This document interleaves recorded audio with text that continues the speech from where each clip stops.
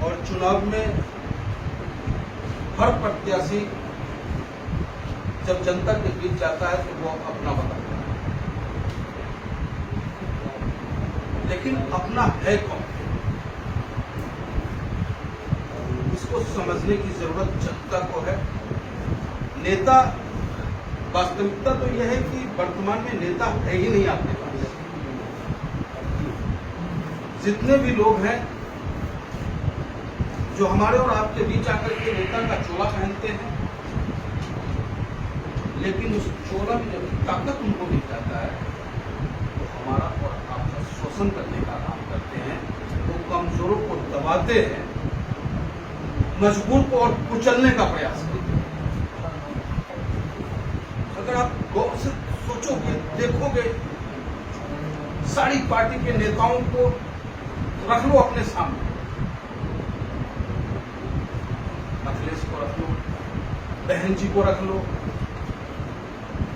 राहुल को रख लो, मोदी जी को रख लो, और उसके साथ एक हिंदुस्तान के ईमानदार नेता बैरिस्टर।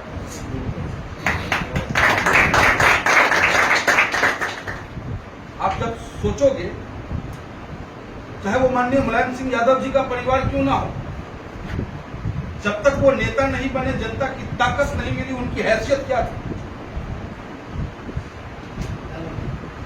सुश्री बहन जी की क्या हैसियत थी।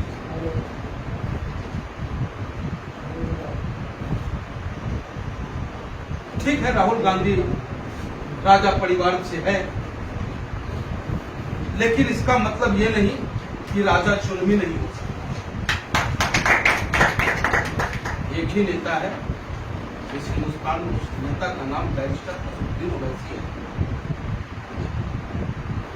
जो जन्म से ही चांदी की चम्मच से दूध को पिया है, जन्म से ही दौलत और शोहरत उनके नसीब में रहा। क्रिकेटर थे वो, बहुत अच्छे बॉलर थे, वो फास्टर बॉलर थे अपने जमाने से। उनके पिताजी सलाउद्दीन ओवैसी साहब हैदराबाद की सरजमी पे गरीबों का, कमजोरों का मदद करते थे। उनको ये भी एहसास नहीं था कि जो मैं मदद करने जा रहा हूं, इसके बदले हमें नेता बनना पड़ेगा। लेकिन जब जनता की आवाज उठी कि भाई अब तक जिसे हम वोट दे रहे हैं वो तो हमें लूट रहा है, और जिसे हम कुछ नहीं दे रहे वो हमारी मदद कर रहा है, लोगों ने जाकर के उनके घर जाके कहा कि साहब हम आपको चुनाव लड़ना चाहते हैं, आप नेता बनिए। और वो नेता बने। नेता बनने के बाद भी नेता बनकर के वो सड़कों पे नहीं घूमे। हैदराबाद का बेटा, हैदराबाद का भाई, हैदराबाद का गार्जियन बन के चारों तरफ। आप हैदराबाद चले जाओ, हमें कितनी दंश झेलनी पड़ी इस पार्टी को स्वीकार करने के बाद, हमारे साथियों को पता है। आज भी आप सोशल मीडिया पे चले जाओ, ट्विटर पे चले जाओ, फेसबुक पे चले जाओ, सैकड़ों की तादाद में लोग आशीर्वाद देते हैं कि भाई बहुत बढ़िया काम कर दिया। लेकिन जब देश का हालात खराब हो,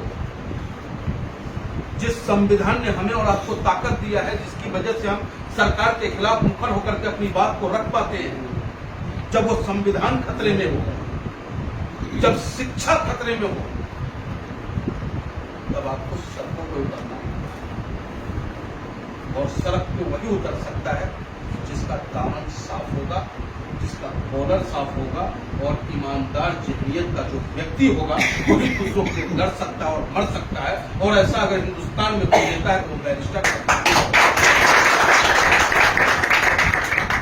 और मुझे गर्व है कि मैं बैरिस्टर साहब का एक छोटा सा सिपाही हूं। और चुनाव का मौसम है साथियों, मैं तो बस इतना ही अपील करूंगा कि आपकी ये वोट की कीमत है।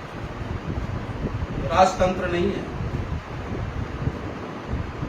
कोई अब रानी के पेट से बच्चा पैदा होकर के राजा नहीं बनेगा। अब राजा वो बनेगा जिसके ऊपर आपकी अंगूठा चली जाए, जिसे आप अपना वोट देंगे, वो राजा नहीं, वो आपका सेवक बनकर के आपकी सेवा करने का काम करेगा। और अगर आप सेवक चाहते हो तो गौतम है आपके बीच,